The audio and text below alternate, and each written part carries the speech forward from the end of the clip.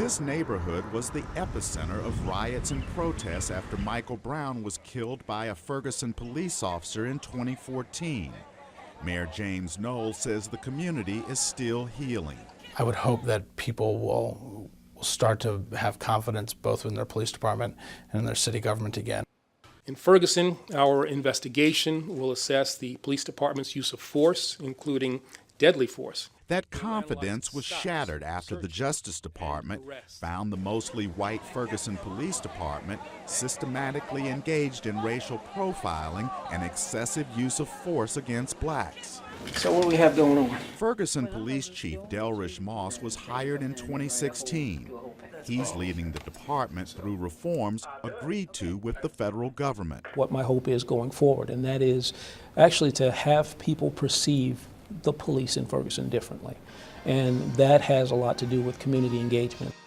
As part of an agreement, Ferguson is required to offer diversity training for officers and establish a civilian review board to address excessive force and police disciplinary practices. The requirements have cost the city millions of dollars. There's a lot of good things that we can do, and there's a lot of good things we will do as part of the consent decree.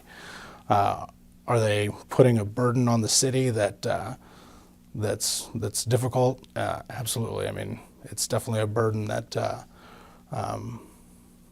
we're learning to deal with. Many people we spoke with said progress has been made in the reforms that came out of the protests that took place here 2 years ago.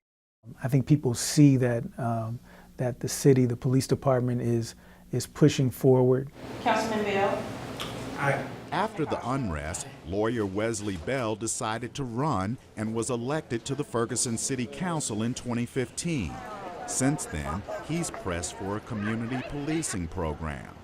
When people are happy with their police department, other things aren't as troubling. If we're in compliance and the Department of Justice is on board and the judge says, hey, you're in compliance, what that means, practically speaking, is that we're operating a police department that will be the gold standard of police departments in this country. Hands up, don't shoot! Bell says all of Ferguson's residents can take pride in the changes to come. To me, out of tragedy comes opportunity. And I think we have to make sure that this tragedy didn't happen in vain if we take the opportunity to push these reforms, to make progress and set the example for what change and reform can look like. Oh, yeah. Oh. Other city leaders believe if residents remain engaged in the process, this community will be stronger than ever before.